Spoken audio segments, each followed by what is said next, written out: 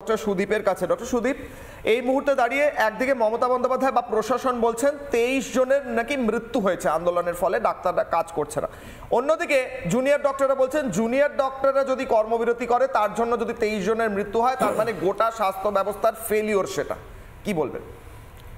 এই মুহূর্তে দাঁড়িয়ে যে চিকিৎসা ব্যবস্থা চলছে তাতে মেডিকেল কলেজগুলো বাদ দিয়ে বাকি সমস্ত জেলা মহকুমা হসপিটাল চলছে, সুপার স্পেশালিটি হসপিটাল চলছে।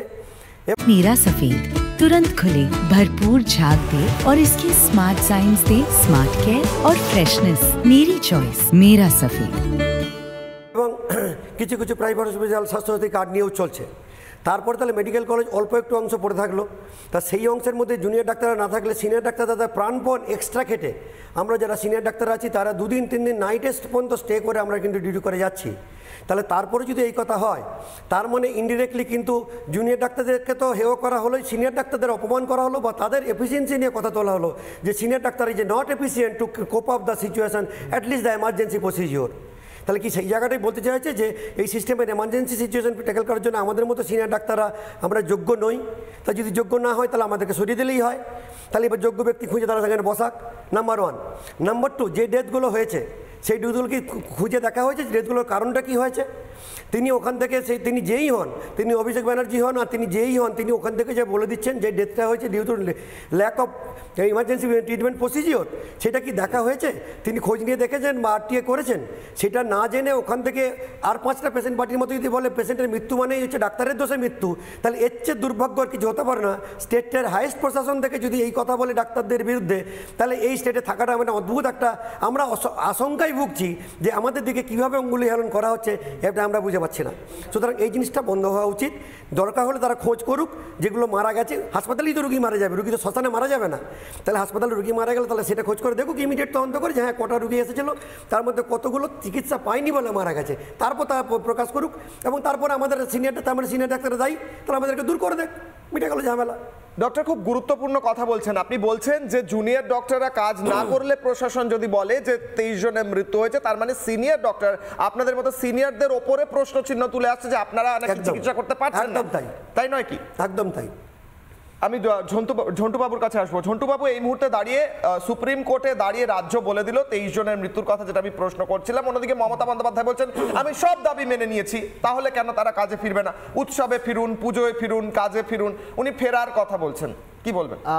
প্রথম কথা, উনি মিথ্যাচার করছেন, চরম মিথ্যাচার করছেন। আমি কেন বলছি তোমায়, আসলে উত্তাল এই যে গণ আন্দোলন, নাগরিক আন্দোলন, সেই আন্দোলনের অভিমুখ ঘোরাতে মুখ্যমন্ত্রী কিন্তু এই আহ্বানটা করেছেন গতকাল। আমি বলি দেখো, তুমি শুরুটা করেছিলে খুব সুন্দরভাবে। আমরা বলছি হ্যাঁ মানুষ তো উৎসবেই আছে, মানুষ কিন্তু উৎসবের জন্য কারো আমন্ত্রণ চায় না। আমি কোনোদিনও ছোটোর থেকে এত বড় হয়েছি কোনো উৎসবে কারো আমন্ত্রণে অপেক্ষা করিনি। উৎসব আমার স্বাভাবিক অধিকার। সেই উৎসবে আজকে আমরা মেতে উঠেছি সাধারণ মানুষ। প্রতিবাদের উৎসবে 1 মাস ধরে চলছে, আগামী যতদিন জাস্টিস না পাবে চলবে। আমি বলি দেখো, গতকাল যদি তুমি সুপ্রিম কোর্টে দেখো, রাজ্যের প্রতিনিধি সুপ্রিম কোর্টে কপিল সিব্বল প্রথম দিক থেকে এই গণ আন্দোলনটাকে ভাঙার জন্য বিভিন্ন মরিয়ার চেষ্টা রাজ্যের হয়ে করছে।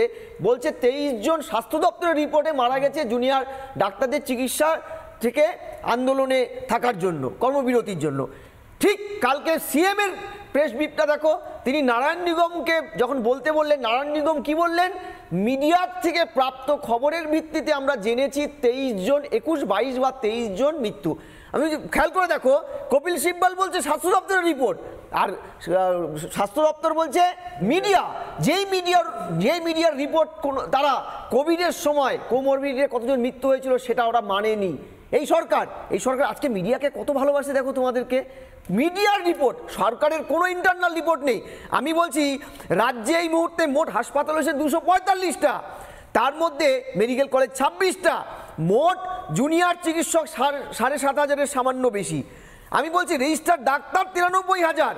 তাহলে কতগুলো হাসপাতালে সিনিয়র ডাক্তার, কতগুলো হাসপাতালে জুনিয়র ডাক্তার আছে, তাদের কি ইয়ে। আর দ্বিতীয় হচ্ছে, আমি একজন অধ্যাপক, আমার যে ফেলোশিপে পাওয়া ছাত্ররা যারা ফেলোশিপ কাজ করে তাদেরকে আমরা কাজ শেখানোর জন্য আনি। কাজ করানোর জন্য নয়, কোনো জুনিয়র ডাক্তার দায়িত্ব নিয়ে বলছি, আমি যতদূর জানি তারা কিন্তু চিকিৎসা বা অপারেশনের সাথে সরাসরি যুক্ত হতে পারে না, সিনিয়র ডাক্তারদের কো অ্যাসোসিয়েট হয়ে কাজ করে।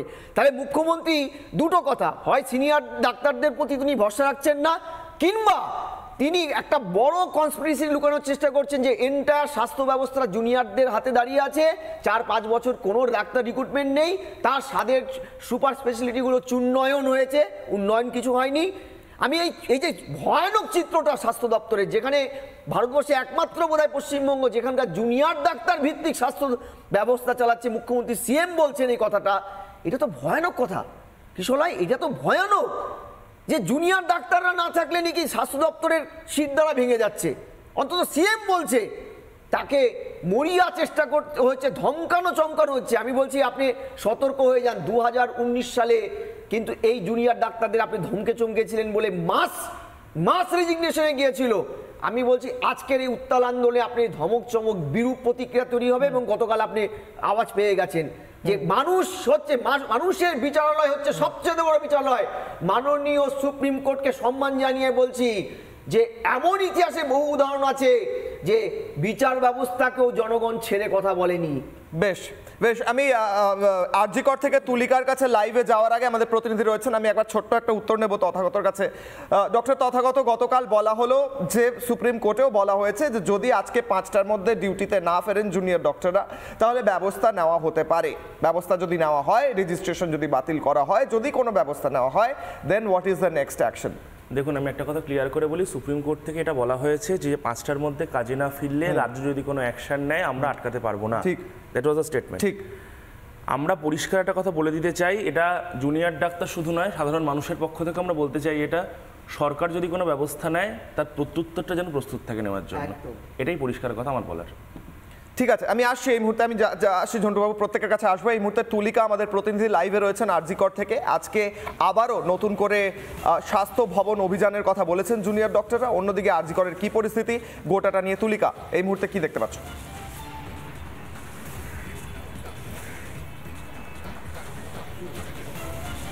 দেখো, এই মুহূর্তে কিন্তু আরজি করে যেরকম একদিকে সিআইএসএফ এর যারা জওয়ানরা রয়েছে তারা কিন্তু নিরাপত্তার দায়িত্বে রয়েছে, তার সঙ্গে কলকাতা পুলিশও রয়েছে। এবং আজকে যেরকম ভাবে জুনিয়র চিকিৎসকরা তারা যে কর্মসূচি নিয়েছেন যে আজকে দুপুর 12টার পর তারা স্বাস্থ্য ভবন অভিযান করবেন, এবং করুণাময়ী মোড় থেকে সেই মিছিল তারা স্বাস্থ্য ভবন পর্যন্ত যাবেন। এবং তাদের যে মূলত যে দাবি, তার কারণ গতকালই রাজ্য সরকারের তরফ থেকে সুপ্রিম কোর্টে যে বার্তা দেওয়া হয়েছে, যে তথ্য দেওয়া হয়েছে যে জুনিয়র চিকিৎসকরা তারা লক্ষ লক্ষ মানুষদের নাকি পরিষেবা দিচ্ছেন না, এবং তাদের এখনো পর্যন্ত কর্মবিরতি চলছে। ইতিমধ্যে সুপ্রিম কোর্ট যেটা জানিয়ে দিয়েছে আজকে বিকেল 5টার মধ্যে তাদের সকলকে কাজে যোগদান করতে হবে। ইতিমধ্যে স্বাস্থ্য ভবনের বিরুদ্ধে বেশ কয়েকটি অভিযোগ রয়েছে, যেরকম এভিডেন্স ট্যাম্পারিং করার জন্য 9 আগস্টের ঘটনার পরে যেরকম ভাবে পিডব্লিউডি যে সংস্কারের নির্দেশ দিয়েছে, যে অর্ডার পাস হয়েছে, সেখানে স্বাস্থ্য শিক্ষা অধিকর্তা এবং স্বাস্থ্য যে অধিকর্তা রয়েছেন তিনি তার গোচরে এই পুরো বিষয়টি ছিল। থ্রেড কালচার এই মুহূর্তে চলছে, আর সে কারণেই স্বাস্থ্য শিক্ষা অধিকর্তা এবং স্বাস্থ্য অধিকর্তার পদত্যাগের দাবি জানিয়েই আজকে জুনিয়র চিকিৎসকরা তারা কিন্তু আজকে যে মিছিল করে স্বাস্থ্য ভবন যাবেন, এবং ডু অর ডাই সিচুয়েশন এই মুহূর্তে রয়েছে কিশোরায়। তারা কিন্তু যে কোনো প্রকারই হোক তাদের যে দাবি সেটা মানতে হবে। সঙ্গে থাকো, নজর রাখো, সেই দাবিগুলো আমরা জানিয়ে রাখি একবার আমাদের দর্শকদের। জুনিয়র চিকিৎসকরা 5 দফা দাবি করেছেন। কি কি দাবি করেছেন? দাবি 1, সকল দোষীদের দ্রুত চিহ্নিতকরণ ও দৃষ্টান্তমূলক শাস্তির ব্যবস্থার কথা বলছেন তারা। 1 নম্বর দাবি, সকল দোষীদের দ্রুত চিহ্নিতকরণ ও দৃষ্টান্তমূলক শাস্তির ব্যবস্থা এবং অপরাধের আসল উদ্দেশ্য সামনে আনা। দাবি 2, তথ্য প্রমাণ লোপাটের সঙ্গে কারা জড়িত দ্রুত তাদের চিহ্নিত করে বিচারের দাবি। দাবি 3, সুপ্রিম কোর্টেরও ব্যর্থ প্রমাণিত কলকাতা পুলিশ দ্রুত সিপি বিনীত গোয়েলের ইস্তফার দাবি করেছেন তারা। মমতা বন্দ্যোপাধ্যায় বলেছেন তিনি নাকি বারবার বলেছেন। দাবি 4, রাজ্যের সর্বত্র চিকিৎসকদের নিরাপত্তা সুনিশ্চিত করতে হবে স্বাস্থ্যকর্মীদের নিরাপত্তা। দাবি 5, সব মেডিকেল কলেজে ভয়মুক্ত পরিবেশ গড়তে হবে এবং গণতান্ত্রিক পরিবেশ সুনিশ্চিত করতে হবে। আমি ডক্টর সুদীপের কাছে আরও একবার যাব।